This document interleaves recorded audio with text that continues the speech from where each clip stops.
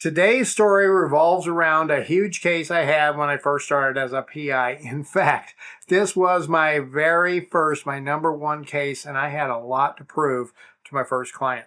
I was teamed up with another PI that had been working for this company for a while. I thought, great, I'll be able to learn a lot from this guy, and boy, did I ever learn a lot.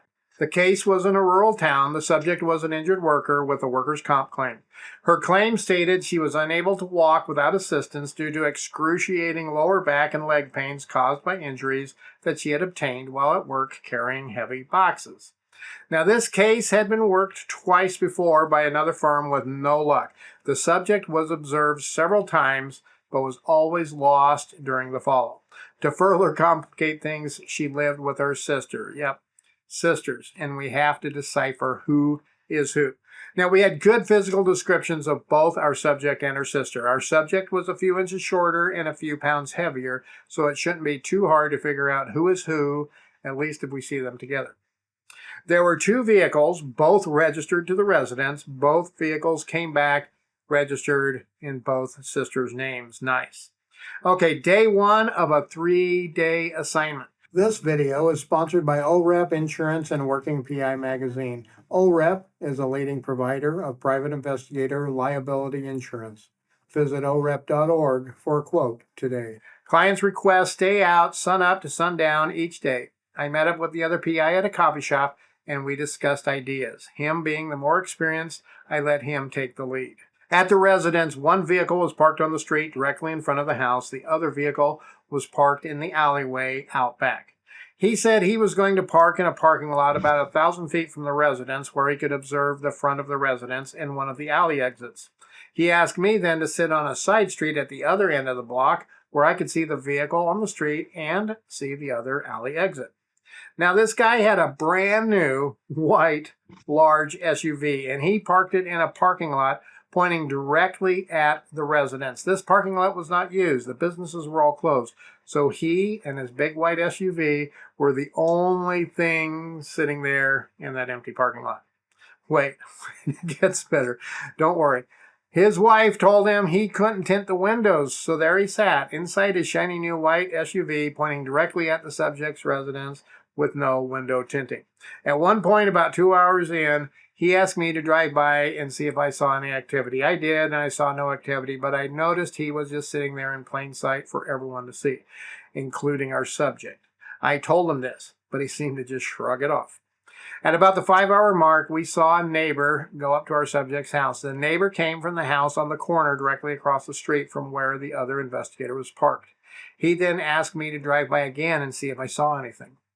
I decided a drive-by was probably not prudent as I had only seen 2 or 3 cars all day, so I went on foot surveillance. I walked along the sidewalk on the opposite side of the street so as to not be seen. As I approach the subject residence, I see the front door open and 2 ladies walk out onto the porch. I'm like, oh no, am I busted? Did they see me? Trying not to make eye contact, I see that both are looking directly at the other PI, and there he is with his camera up in the windshield shooting video. Now, hang on, it only gets better, folks. I walk around the block. After I get past the view of the residence, I stop and I call him, but he's too busy. He's shooting his video. He can't answer his phone. I get back to my car, and then he calls me. He is like, man, that was amazing. I got tons of video. I'm like, yeah, but they were looking right at you. He's like, nah, I could see. They were watching the trains or something behind me. I'm like, okay. Was one of them our subject? Absolutely, he says. One of them was the subject. The other one was the nosy neighbor. She went back home. Okay, I say to myself. Well, he's the expert. This is just my first day. Another hour goes by, and then I see one of the cars coming out of the alleyway. I let it go a couple of blocks, then I start following. As I pull out, here goes the other PI flying past me. He saw it too, and he was chasing her hard. I called him, and I said, dude, I was covering this in.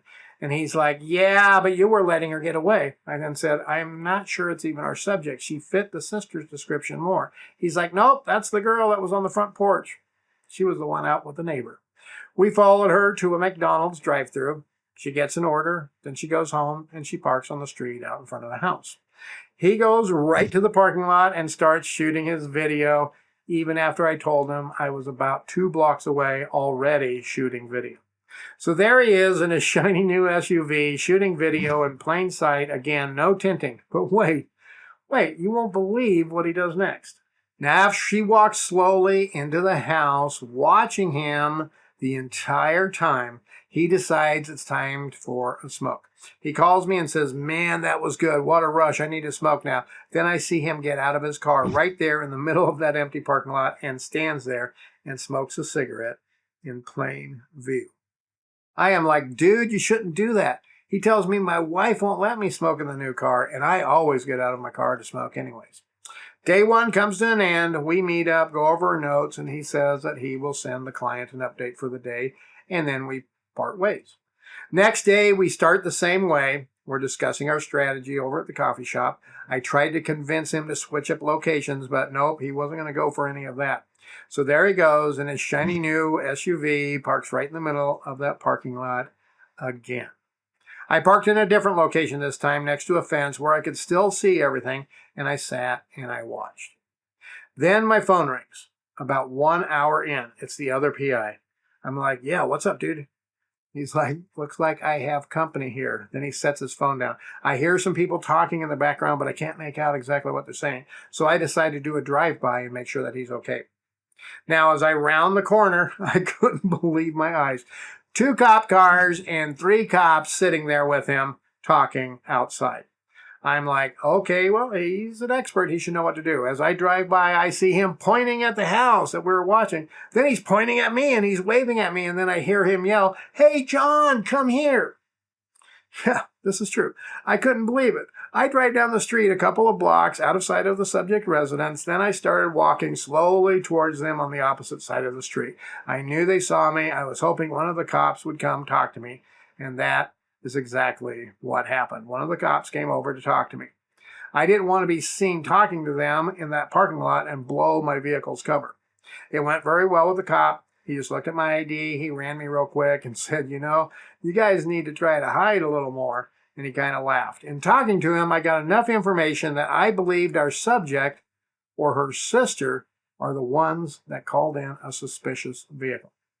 Now the cops leave. He finally decides to move. He parks at the opposite end of the block where he can watch the residents in his rearview mirror. When we talked, he didn't believe me that it was the subject or his sister that called. He insisted it was probably the Snoopy neighbor because she had been watching the whole time.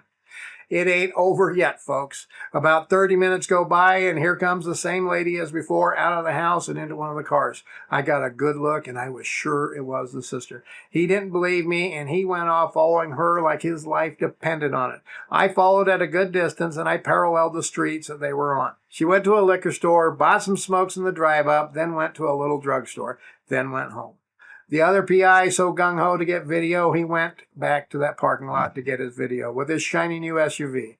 Did I mention his vehicle had temp tags on it as well? He didn't have regular plates. That's how new it was. After he gets his video and she goes inside, the door opens up and out come 2 ladies. One of them was the one we followed. The other one bearing a remarkable resemblance of the first lady, utilizing a cane in her right hand. They both sat down on some chairs on the front porch, staring at the other PI. Now, he's standing outside of his shiny new SUV, smoking a cigarette, and I don't think he even noticed him. I called him. He grabs his phone, then he notices as he answers. Now, the one we followed pulls up one of those disposable cameras and starts taking pictures of him. Wait, hang on. It gets better. She then hands the camera to the other lady who continues to take pictures. She's believed to be our subject. Then the first lady gets up with another camera in hand and starts walking towards the other PI. When she gets to the street, she pulls that camera up and she starts taking pictures of him. I suddenly hear him, "Crap, I'm burned, I'm out of here." He starts his car, he throws it into gear, and he takes off down the street like a banshee. I'm like, oh my goodness, are all surveillance cases going to go like this? After she gets some more pictures, she goes back to the house and they both go inside. So we regrouped after that, and I took control of the case. I told him that he could go sit on the main drag where we had seen the other lady go before, and if they leave, then he could help me with the follow. That was the most likely place that they would go. I then set up in my position a couple of blocks away and ended up the day right there with no more sightings. Day 3 rolled around. The other PI was about an hour and a half late. I think he contemplated not even working that day, and who could blame him at this point? The only action that we had that day was a sister going to McDonald's and going to get smokes. I followed her along parallel streets when I could, and at a distance when I couldn't go along a parallel street. No signs of our subject that day. After the case ended, I had a long talk with my client. They asked me how the other guy did, and they told me that they had a lot of problems with him getting burned, like 70 to 80% of the time. They asked me to write up a report of what happened and what could have been done better to avoid getting burned on that case. I did. The other guy was no longer used by them, and I was basically his replacement. They hired me to replace him and to investigate him without asking me to investigate him. I got that same case back 3 other times, and I got great video of the subject multiple times without getting burned a single time. Now, before we cover the 3 big lessons learned, go down below, click that thumbs up, hit that subscribe button. That really helps the PI Guy channel out a lot. Lesson number 1. Never use a brand new car without some tinting plates and maybe a little bit of road grime on it. This guy stood out like a sore thumb the entire time. Lesson number 2, never park in clear sight of the subject's residence if at all possible. You should always park where you fit in and can hide discreetly while shooting video and follow easily as well. Not easy to do, but with practice, it does get better. Lesson number 3, never stand outside of your car smoking or doing anything else for that matter. If your subject doesn't see you, somebody else will. In fact, I recommend to never smoke on surveillance. It gets the windows dirty. It makes you stand out with either smoke inside the car or rolling out the window, and it can affect your video as well.